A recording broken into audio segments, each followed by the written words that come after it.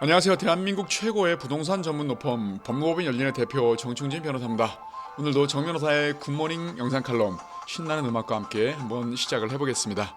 오늘의 주제는 D-3개월 내년 3월 찾아올 부동산 대참사입니다. 과연 이 내년 3월 찾아올 부동산 대참사라는 게 뭘까요? 이건 제가 주장하는 건 아니고요. 지금 폭락을 주장하시는 분, 대세 하락을 주장하시는 분, 그런 분들이 내년 3월쯤에 초급매물이 쏟아질 것이다, 이런 식으로 진단들을 많이 하고 있거든요. 그래서 더 나아가서는 내년에 이 초급매물이 쏟아지지만 받아줄 사람이 없어서 가격은 더욱더 하락하게 되고, 그렇게 되면 대세 하락기로 돌아설 것이다 까지 연결시키는 분들이 꽤 많으십니다. 그래서 대참사라고 표현을 했는데요, 과연 그럴 것인지 그 부분들에 대해서 한번 제 의견을 말씀드려 보도록 하겠습니다. 초급매물의 유형들, 이 폭락론을 주장하시는 분들의 주장을 한번 종합해 보면, 그 초급매물의 유형들은 다주택자 양도세 절세매물, 법인 보유세 회피매물, 그리고 임대등록 자동 자진말소 매물, 이런 것들이 나올 것이다, 이렇게 종합해 볼 수 있겠는데요. 내년 6월 1일이 여러분 잘 아시다시피 양도세 중과 유예가 지금 돼 있지 않습니까? 양도세 중과를 지금 해놨는데, 그거를 내년 6월 1일까지 유예를 해놨는데, 6월 1일 기준으로 양도세 중과 유예가 폐지되는 바람에 이제 중과가 다시 또 부과가 되죠. 이렇게 되면 양도세 절세 매물들이 3월쯤에 나올 것이다, 이런 추정. 그리고 2021년도 종부세 기준이기도 하죠, 6월 1일은요. 이러다 보니까 이 종부세, 법인의 종부세가 굉장히 강화됐는데, 그 종부세를 회피하기 위한 매물들이 또 3월쯤에 나올 것이다, 이런 식의 주장인 것 같습니다. 그래서 양도세 중과가 어떻게 될 것인가 봤더니, 단기 매도, 그러니까 1년 이내에 팔았을 때에는 지방세까지 포함해서 77% 세금을 내야 되고요. 그다음에 2년 이내에 팔았다고 한다 그러면 66%, 세금이 무척 세지죠. 그리고 규제 지역 내에서 매각을 할 때에는 현재의 그 중과된보다 더 추가로 중과가 돼가지고 10%포인트가 더 늘어난다. 그래서 이 다주택자 같은 경우에는 이 양도세 중과를 피하기 위해서 3월경에 매물을 내놓을 것이다, 이렇게 추정들을 하고 있는 것 같습니다. 그리고 이 보유세, 이 종부세 부분인데, 이 개인 같은 경우에 좀 그렇게 크게 큰 폭으로 상승하지는 않고 있습니다만은, 이 법인 같은 경우에는 굉장히 치명적이죠. 법인은 6% 단일세, 개인 같은 경우에는 이제 차등해가지고 누진적인 비율에 따라서 부과를 하지 않습니까? 근데 법인은 6% 단일세로 부과를 하고요. 그리고 개인 같은 경우에는 1주택자 같은 경우에는 9억까지 기본 공제를 해주고, 2주택자 같은 경우에는 이상은 6억까지 기본 공제를 해주는데, 법인은 이런 기본 공제 없이 공시가격에 공정가액 비율을 곱한 그 과세 표준에다가 무조건 6%를 계산해서 단일세로 부과한다, 이런 거. 게다가 이제 그 농어촌 특별세라고 해가지고 이 종부세 세액 산정된 거에다 또 20%를 또 가산해서 종부세를 지금 그 납부를 해야 되는 상황이기 때문에 법인으로서는 굉장히 부담이 큰 상황이죠. 그래서 이 종부세를 회피하기 위한 매물들이 쏟아질 것이다, 이런 식의 취지인 것 같습니다. 아까 이제 세 번째로 들었던 그 임대등록 자동 말소, 자진말소라고 하는 부분들은 이제 그 의무 임대 기간이 2년을 절반을 경과를 했을 때, 그때 이제 그 자진해서 말소를 하게 되면 양도세 감면 혜택을 주죠. 그리고 자동 말소라는 부분들은 그 기본적인 의무 임대 기간을 지났을 때, 그때 이제 자동으로 말소하는 건데, 그럴 때는 양도세 혜택을 준단 말입니다. 살아있단 말입니다. 이러다 보니까 실제로 그 자동 말소 매물이나 자진 말소 매물들은 3월달을 기준으로 해가지고 쏟아지거나 이러지는 않겠죠.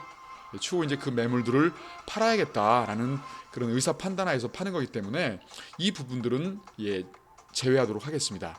그러면 양도세 절세 매물과 보유세 절세 매물, 이거로 국한시켜 볼 수 있겠는데, 그래서 이제 매각의 최적기는 내년 3월이다. 왜 그럴까요?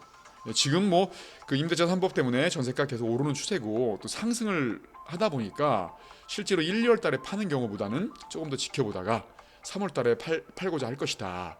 4월 달, 5월 달도 좀 늦은 감이 있죠. 그렇죠. 5월은 너무 늦고 4월 중순까지는 팔아야 되지 않겠는가. 그런 느낌이죠. 그러다 보니까 내년 3월이 최적기다, 이 부분들은 뭐 제대로 된 판단인 것 같습니다.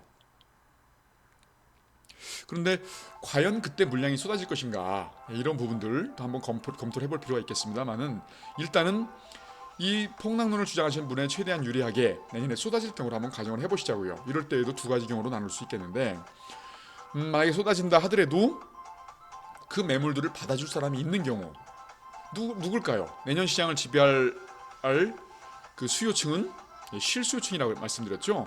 지금 임대차 3법 때문에 전세가가 계속 치솟고 있는 상황이다 보니까 그 치솟는 전세가에 지친 임차인들이 매매 수요를 전환하는 거, 이게 이제 내년의 보편적인 모습을 보일 텐데, 그 임차인 매매로 전환하는 수요들이 마침 3월달에 또 이사철이란 말입니다. 이럴 때에는 집 구하기도 좀 어렵고 전세가는 또 치솟아 있고, 이러다 보면 결국은 매매 전환하는 수요가 좀 늘어나지 않겠는가. 그러면 그 수요들이 받아줄 수 있을 것이다, 이렇게 한번 추정을 해볼 수 있겠죠.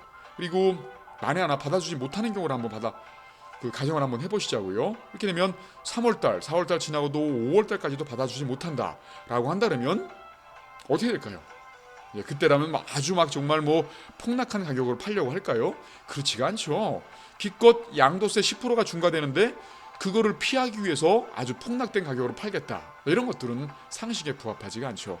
결국은 5월 지나도 양도세 추가로 그 중과받는 거, 그 금액 이하로 떨어지게 되면 당연히 매물을 회수하겠죠. 그렇게 되면 6월 이후에는 어떻게 될까요?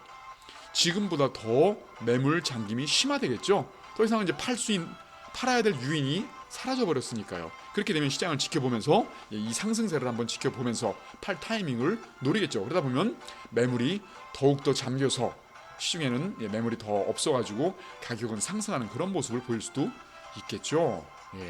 그리고 만약에 쏟아지지 않을 경우를 가정한다고 치면, 이럴 때는 지금도 전세가가 치솟아서 매가가 상승하고 있지 않습니까? 그런데 마침 그때가 또 봄철 이사철이란 말입니다.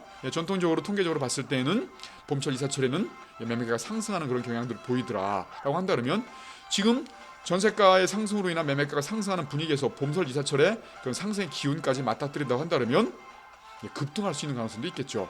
그리고 급등하지 않는다 하더라도 최소한 봄철 이사철에 따른 평균적인 상승은 이루어질 것이다, 이런 거죠. 그렇다고 한다면 결론적으로 어떤 경우를 가정해도 내년은 폭락이나 대세하락은 있을 수가 없겠죠. 논리적으로 합리적으로 생각을 해낸 결론입니다. 그리고 또 하나의 그 가정을 한번 해본다면, 내년에 물량이 쏟아지지 않을 수도 있겠다. 만약에 이제 그 양도세 중과가 이제 10%인데 지금의 분위기로 봐서는 전세가가 치솟고 있기 때문에 매매가 상승할 것이다라는 분위기가 지금 팽배해 있단 말입니다. 그런 상황에서 양도세 10% 중과가 무서워가지고 팔겠다, 판다 하더라도 양도세 10% 중과하는 만큼, 만약에 양도세가 1억이 나왔다 그러면 10%면 1,000만 원 중과되는 만큼 1,000만 원 정도 하락시키는 거, 이거를 초급매라고 볼 수는 없겠죠. 그리고 1,000만 원 정도로 하락해서 내놨다, 계산이 정확한 건 아닙니다. 그렇지만 대략적으로 이제 그렇게 그 정도 비율일 것이다라고 말씀드리는 거니까요. 근데 1,000만 원 하락시켜도 안 팔린다라고 하면 당연히 매물은 걷어들이겠죠. 이런 부분들, 그래서 초급 매물이 쏟아질 것이다, 이런 가정조차도 비상식적이고 비합리적이다, 이렇게 보여지고요. 그렇죠? 그러면 쏟아지지 않을 것이다 라고 가정한다면 아까 말씀드린 것처럼 매매가가 급등하거나 아니면 이사철에 맞춰서 평균적으로 상승하거나, 이 두 가지 경우의 수밖에 없겠죠. 갑작스럽게 지금의 상승의 분위기가 갑자기 내년 봄철 이사철 맞춰가지고 하락으로 돌아선다, 이런 경우를 상정하는 것은 굉장히 비상식적이고 비논리적이죠. 그렇습니다. 그래서 결론적으로 어떤 경우를 가정해도 내년은 폭락이나 대사랑 없을 것이고, 오히려 그 상승 혹은 급등할 수 있는 여지가 충분하다, 이게 오늘의 결론입니다. 내내 대참사는 없을 것이라는 말씀이죠. 그러면 이쯤에서 방송 마치고요. 정 변호사의 굿모닝 영상 칼럼은 내일 8시에 다시 찾아뵙겠습니다. 감사합니다.